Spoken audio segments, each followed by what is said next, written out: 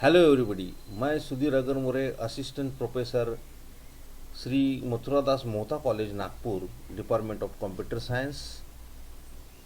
आपके लिए ये पूरी सीरीज़ में लेके आया हूँ, learn object oriented programming with C plus plus. मेरा पहला वीडियो आप लोगों ने देखा है। Thank you for watching my video and subscribe my channel also. तो आज के इस लेक्चर में हम देखने वाले हैं introduction of class and object. Object oriented programming के बारे में पहले लेक्चर में हमने देखा था। एक्चुअली हमने पीओपी के बारे में और ओओपी के बारे में कंपैरिजन देखा था। इस लेक्चर में मैं आपको जो ऑब्जेक्ट ओरिएंटेड प्रोग्रामिंग का हार्ट होता है, दैट इज़ मेन जो भी है, that is class and object. तो आज के इस लेक्चर में हम वही देखने वाले हैं कि ये ऑब्जेक्ट ओरिएंटेड प्रोग्रामिंग में क्लास एंड ऑब्जेक्ट क्या होते हैं। So before going to start the concept of class and object in C++, first we have to study or we have to review the concept, that is the fundamental aspects of the structure। आपको structure के कुछ fundamental aspect review करना जरूरी है, because ये जो C++ develop हुआ, it is from सी का ये एक्सटेंशन है। ओके, सो इसलिए इसको प्लस प्लस लगाया है। और सी में हम स्ट्रक्चर पढ़े थे और स्ट्रक्चर से ही ये आइडिया डेवलप हुआ, that is C plus plus. अभी स्ट्रक्चर जो हम सी में पढ़ते हैं उसी को मॉडिफाई करके क्लास बनाया है सी प्लस प्लस ने।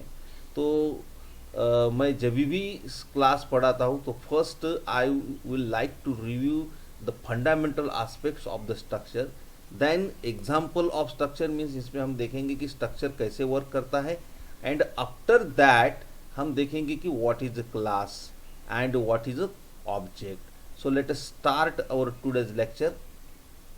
सबसे पहले हम देखेंगे कि सी में स्ट्रक्चर क्या होता है। सो आप लोग जानते हो कि ये स्ट्रक्चर क्या होता है। अगर आपको मालूम नहीं तो मैं आपको रिव्यू कर दूं। जैसे कि सी में आपने कुछ डेटा टाइप्स पढ़े थे। सो आप लोगों को याद होगा कि जो इनबिल्ट डेटा टाइप्स होते हैं, इनबिल्ट डेटा टाइप्स में हमने देखा था INT, char, float, double. Do you remember all this things? अगर आपने ये रिमेंबर नहीं है तो आप प्लीज़ देख लीजिए कि सी में डेटा टाइप्स कौन कौन से हैं। तो इनबिल्ट डेटा टाइप या बेसिक डेटा टाइप्स में हमने पढ़ा था, that is INT, char, float, double. Then हमने देखा था डिराइव्ड डेटा टाइप्स, उसमें हमने एरे और पॉइंटर पढ़ा था।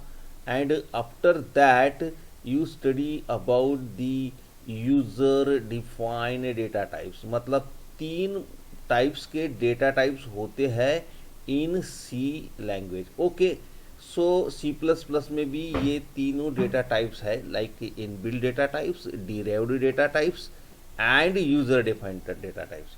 तो सी में यूजर डिफाइंड डेटा टाइप्स में हम पढ़े थे स्ट्रक्चर्स एंड यूनियन, अगर आपको याद है। तो सबसे पहले मैं आपको बता दूं कि structure is a user defined data types. अभी आप लोगों को ये मालूम होना चाहिए कि इसको यूजर डिफाइंड डेटा टाइप्स क्यों कहते हैं। लाइक एरे, अगर आपने एरे पढ़ा होगा तो array is what, it is derived data types. मतलब हम लिखते हैं INT A10, तो उसका मतलब होता है ये जो A is name of array and उसकी साइज है 10, and INT is what type of that array. तो उसका मतलब ये होगा कि हम 10 वेरिएबल्स, इंटीजर टाइप वेरिएबल उसके अंदर स्टोर कर सकते हैं। But structure is what, it is a collection of dissimilar और हेट्रोजीनियस डेटा आइटम। और हमने एरे की डेफिनेशन ये किया था कि array is a collection of similar और homogeneous data item, but the structure is what, it is a collection of dissimilar और heterogeneous data item. So what is mean by heterogeneous data item? Heterogeneous data item ये होता है कि like अब आप structure के अंदर, जैसे कि हमने एरे में रिस्ट्रिक्शन था कि if you declared data type INT तो हम इंटीजर वैल्यू ही उसमें स्टोर कर सकते हैं। But in structure now you can stored integer as well as float, then character and double data type, ये भी है। ये सभी का हम कलेक्शन इसमें कर सकते हैं, इसीलिए स्ट्रक्चर को हम कहते हैं it is a collection of dissimilar और heterogeneous data item. Okay, and again I repeat, structure is a user defined data types.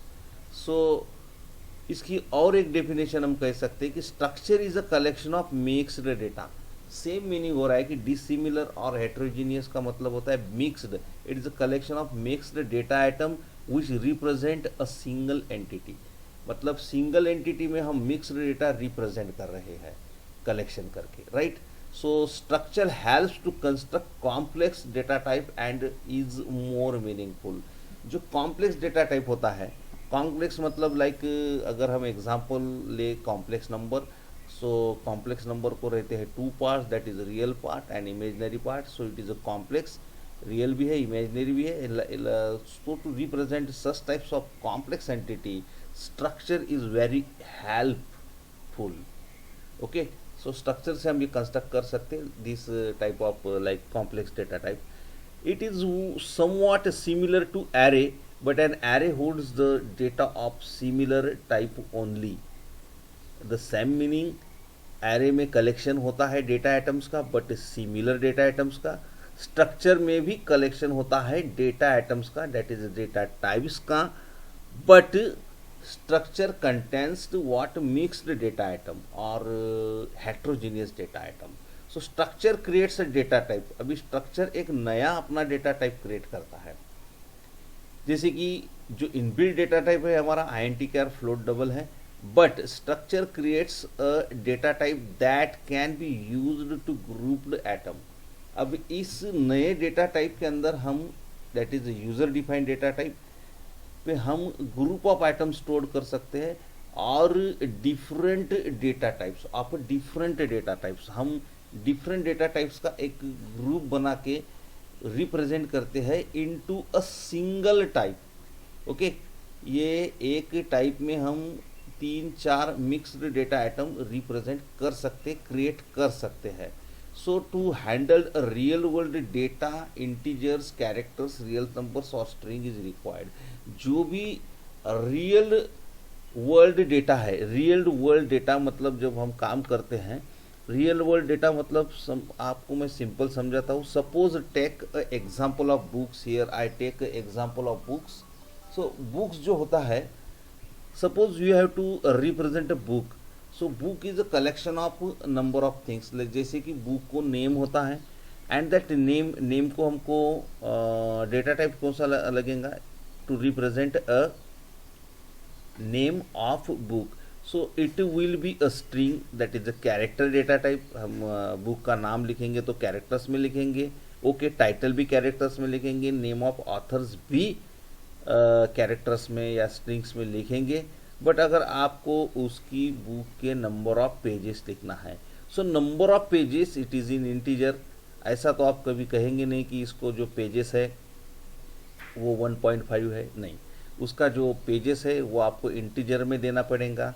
Then price, price आपकी फ्लोटिंग पॉइंट में हो सकती है, फ्लोट या डबल में, क्योंकि प्राइस जो होती है वो हम पहले जो बुक की प्राइस आती थी वो ऐसे आती थी कि 12 रुपये 50 पैसे। हमने ऐसे बुक्स लिए हैं कि यानी 50 पैसे को भी वैल्यू रहती थी। Now a days it is in round figure, मतलब आपको कोई बुक्स ऐसा मिलेगा नहीं कि ये 50 रुपये 50 पैसे में आएगा, right.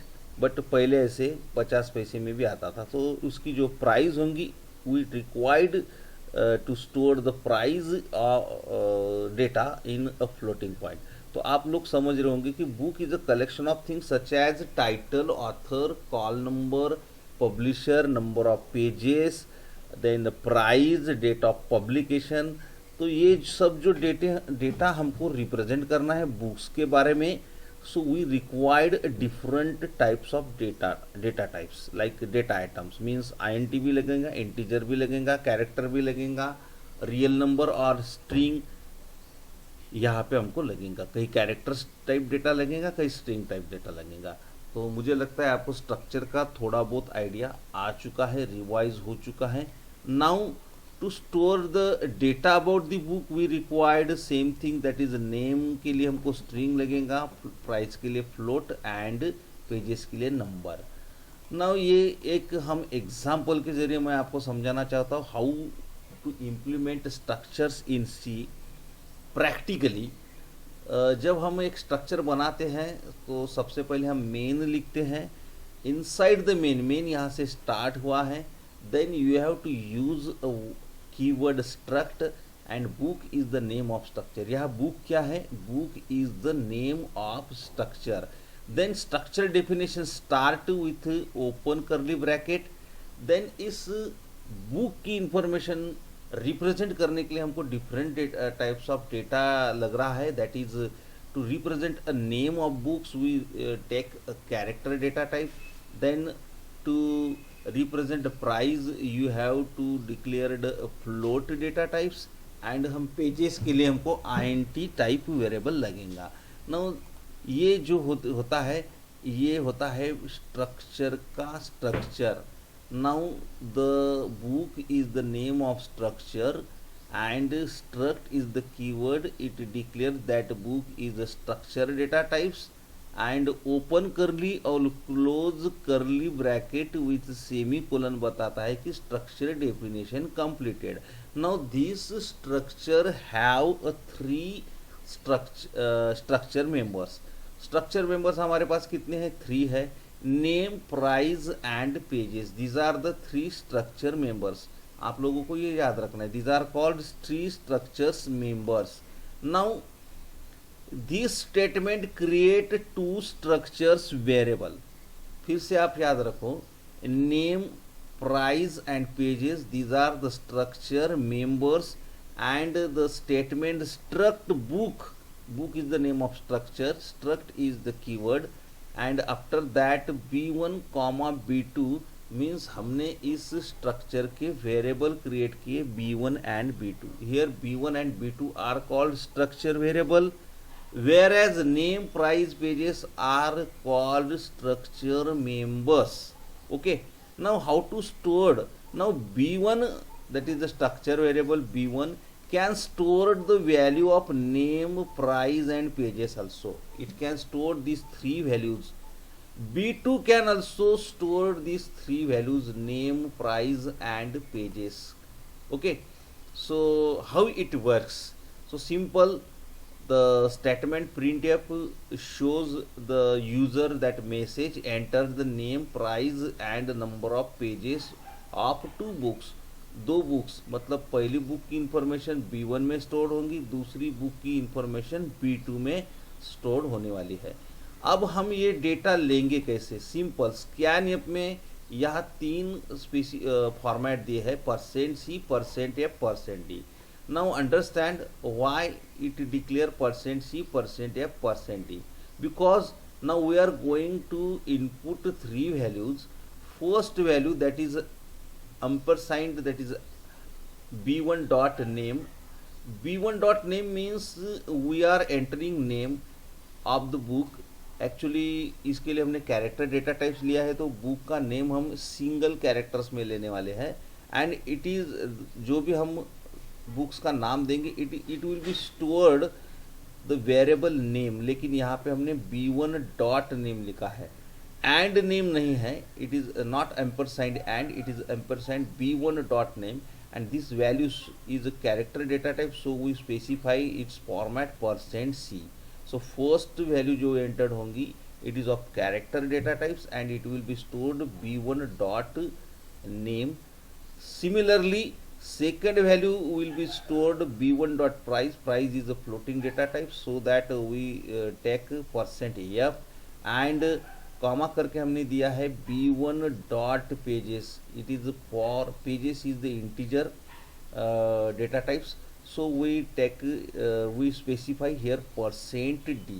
So first value is character, second value is float, and third value is integer, so that in sequence we are scanning this value and b1 dot name, b1 dot price and b1 dot pages. इस तरह से ये 3 value हम input कर रहे हैं, पहली character, float and then integer, and it will be stored in the variable.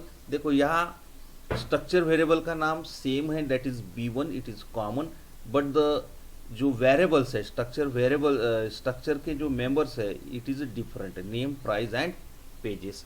Similarly we have to scan the values for book 2, that is b2, So we again scan the three values, that is one first for name, then price, and then pages, and it will be stored under the variable structure variable b2.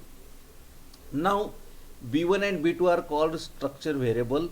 Now this b1 can handle the mixed data item. Now b1 can stored here character value also, b1 can stored float value, and b1 can stored here integer value also. Okay, so structure is a user defined data types, and it can handle mixed data items, that is a dissimilar or heterogeneous data item. Now how it works, and this is what line, uh, this is what you entered, that is print में हम ऐसे ही लिखेंगे, light is percent C percent F and percent D with ampersand b1 dot name, b1 dot price, and b1 dot pages. Now b1 and b2 can store different values.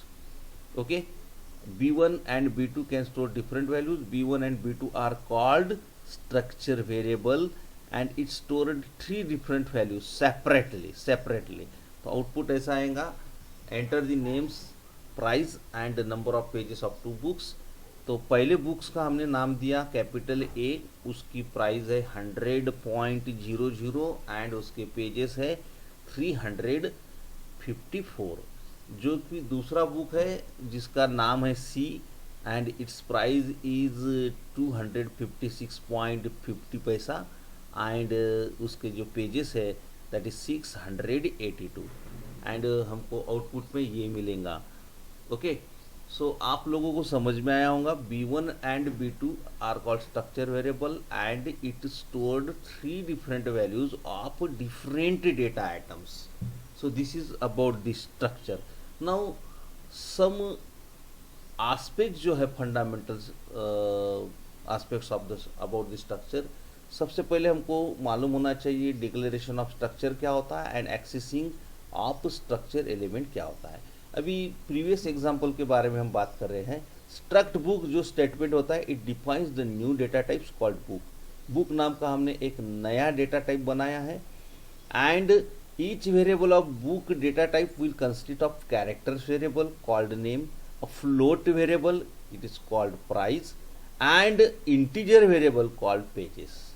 So once the new structure data type has been defined, one or more variable can be declared. One or more can be declared, variable declare means previous example में हमने b1 b2 ये structure variable declare किए थे, right? Like that हम b1, b2, b3, b4, b5, b6 हम कितने भी structure variable declare कर सकते हैं. Okay? यहाँ पे हमने लिखा है b1 b2. So in this way you can create a structure variable, number of structure variable. और आप लोगों को बता दूं कि b1 एंड b2 b3 की जो प्रॉपर्टी है वो सेम है. b1 जो काम कर सकता है सेम b2 करेगा, सेम b3 करेगा. Means it store the value of name, price and pages of different books separately. Okay, so अगर आपको तीसरा वेरिएबल डिक्लेयर करना है तो just you have to add struct book b1 b2 के बाद और कॉमा दे दो एंड b3. लाइक जैसे हम देते हैं int a b c means a b c are the integer variable. यहाँ b1 b2 b3 are the structures variable. So this statement set aside a space in memory. जब आप एक statement लिखते हो struct book b1 b2 b3, सो ये space इसको लगती है. लाइक आप लोगों को मालूम है इंटीजर अगर कोई वेरिएबल रहा तो 2 बाइट इज रिक्वायर्ड, फ्लोटिंग के लिए 4 बाइट्स रिक्वायर्ड, एंड कैरेक्टर के लिए 1 byte is required. You know very well about the data types. So इस ओवरऑल प्रोग्राम के बारे में बात करें तो how many space required for b1. सो 4 bytes required for b1, not 4, it's a 7 bytes required for b1, 7 bytes required for b2, 7 bytes required for b3 also. So each structure variable like b1 b2 b3 required 7 byte. How it requires or why it requires 7 byte? So simple, one for character data types, that is a name, 4 bytes for price because it is a float data types, and 2 bytes required to store the number of pages, that is integer data type. Now addition of all these, character 1, float 4 plus integer 2 means total हो गए 7 bytes. So these bytes are always in adjacent memory location. Okay, now this is the simple example. हम जो पहले example में declare किए थे structure variable, हम और असाइन बाद में किए थे, आप लोगों को मैं बता दूं इन प्रीवियस एग्जाम्पल हमने क्या किया था. यहाँ देखो, इन प्रीवियस एग्जाम्पल हमने पहले स्ट्रक्चर डिक्लेयर किया, देन स्ट्रक्चर वेरिएबल डिक्लेयर किए, and then we initialize the value and that input we taking the input values from user. But आप इस स्ट्रक्चर को अनदर वे से भी ही डिफाइन कर सकते हो. This is the another method. इसमें हम क्या करेंगे, we initialize the structure variable directly. So book नाम का स्ट्रक्चर है, same this are the name, price and pages. यहाँ हमने नेम को एरे ले लिया है, 10 साइज है उसकी, और यहाँ पे हमने स्ट्रक्चर डेफिनेशन क्लोज किया है, एंड यहाँ पे हमने लिखा है स्ट्रक्ट बुक B1, और यहाँ पे हमने डिक्लेयर किया है we in this statement we declare a structure variable and initialize the value for that. B1 की वैल्यू जो नेम है वो बेसिक है बुक का, then 130.00 is the price and what 550 is the pages. So जिस order में हमने दिया है डायरेक्टली वी इनिशियलाइज. बेसिक को हमने डबल कोट लगाया है क्योंकि it is a string. Similarly for B2 physics is the name of that book and it is in double quote, then this is the price and this are the pages. So वहाँ पे हमने value कैसे store हुआ, इसका meaning ये होगा कि B1 dot name की वैल्यू बेसिक है, B1 डॉट प्राइस की वैल्यू 130 है, एंड पेजेस की जो वैल्यू है B1 dot pages it is 550. सो ये भी एक एग्जाम्पल था. Now these are some important points while declaring structure. Number 1, the closing brace in the structure type declaration must be followed by semicolon. Must be followed by semicolon का मतलब ये होता है कि यहाँ देखो स्ट्रक्चर जहाँ क्लोज हो रहा है, यहाँ हम जो ओपन कर लिए और क्लोज कर लिए है, यहाँ पे सेमीकोलन है. So it indicate that structure definition is completed. Right now it is important to understand that structure type declaration does not tell the compiler to reserve any space in memory. Okay, ये भी एक important point है कि ये structure declaration ऐसा नहीं compiler को नहीं बोलता है कि to reserve any memory. And all a structure declaration does it defines the form of structure. जो भी हम डिक्लेरेशन करते हैं इसका मीनिंग होता है हम स्ट्रक्चर का फॉर्म डिज़ाइन देते हैं वहाँ पे. And generally structure type declaration appears at the top of the source code. जो भी हम कोडिंग करते हैं तो स्ट्रक्चर डेफिनेशन जो होती है वो हम मेन के बाद मतलब टॉप पे ही करते हैं. जैसे कि जो variables before any variables and function, जो यूज़र डिफाइंड फंक्शन होते हैं जनरली हम मेन के बाद, मेन जब क्लोज होता है उसके बाद हम मेंबर फंक्शन डेफिनेशन देते हैं या फंक्शन डेफिनेशन करते हैं यूज़र डिफाइंड फंक्शन की. बट यहाँ पे सोर्स कोड मतलब जहाँ कोडिंग करते तो आफ्टर मेन ही हम स्ट्रक्चर को डिक्लेयर कर देते हैं. Generally it's called generally. कुछ एग्जांपल्स में आपको दिखेगा कि आपकी स्ट्रक्चर डेफिनेशन शुरुआत में नहीं एंड में भी दे सकते हैं, ऐसा कोई ये नहीं. But generally now we are going to concentrate on class. What is a class in C++. तो मैं सबसे पहले ये बता दूं कि आपने इतने देर तक जो स्ट्रक्चर पढ़ा है वो फालतू नहीं पढ़ा है. उसका रीज़न ऐसा है कि class is also user defined data types like a structure. So classes in C++ are similar to the structure in C. The only difference being class defaults उसका जो होता है टू प्राइवेट एक्सेस कंट्रोल. देखो structure में जितने भी structure member होते हैं इट इज़ पब्लिक मतलब उसको कोई स्पेसिफायर है ही नहीं। एक्सेस कंट्रोल और एक्सेस स्पेसिफायर या विजिबिलिटी मोड जो कंसेप्ट है it is implemented in C plus plus, and access control का जो कंसेप्ट है it is not implemented in C. So structure में जो भी वेरिएबल होते हैं default it is public, but in class C plus plus में जो क्लास है इट इज़ ऑलवेज प्राइवेट। मतलब आप इसको कोई एक्सेस स्पेसिफायर दोगे नहीं तो ये ऑलवेज प्राइवेट रहेगा क्लास के अंदर इन सी प्लस प्लस। एंड सी में जो स्ट्रक्चर वेरिएबल होते हैं टोटल पब्लिक होते हैं default. So all the features of OOP that is object oriented programming system resolve around the classes. पूरा जो सी प्लस प्लस का खेल है ये टोटल क्लासेस के अराउंड है। उसमें आप इनहेरिटेंस पढ़ेंगे तो भी आपको क्लास आएगा, पॉलीमॉर्फिज्म में भी क्लास आएगा, एनकैप्सुलेशन में भी क्लास आएगा, abstraction. So these are the properties और features of the C plus plus. Okay, और ऑब्जेक्ट ओरिएंटेड प्रोग्रामिंग हम कह सकते हैं। ये एक एक प्रॉपर्टी पे अपना अगला लेक्चर है, that is what is inheritance, what is polymorphism, encapsulation, abstraction. आज के लेक्चर में आपको ये नहीं समझेगा, बट ये जो भी प्रॉपर्टीज है ओओपी की ये it is all around the classes. Okay, the body of the class enclosed with curly bracket and terminated with semicolon. अब जैसे आपने क्लास स्ट्रक्चर बनाना सीखा है वैसे ही आपको क्लास बनाना है इन सी प्लस प्लस। सो जैसे स्ट्रक्चर बनाते हैं ऐसे ही हमको क्लास बनाना है। Instead of struct we have to use a keyword class. हमने लास्ट एग्जांपल में जो स्ट्रक लिखा था तो हमको क्या करना है, अभी स्ट्रक की जगह क्लास लिखना है।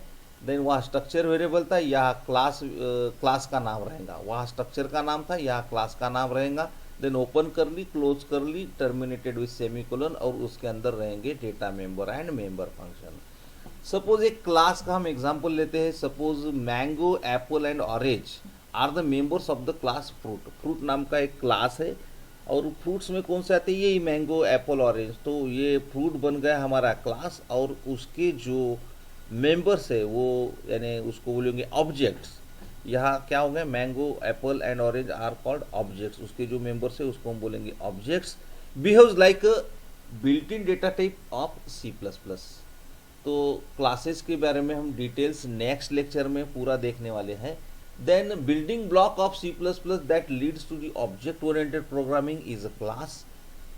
It is user-defined data types and which hold its own data member and member function. This is important कि ये जो क्लास जैसे स्ट्रक्चर के अंदर स्ट्रक्चर मेंबर होते हैं, क्लास के अंदर होता है data member and member function.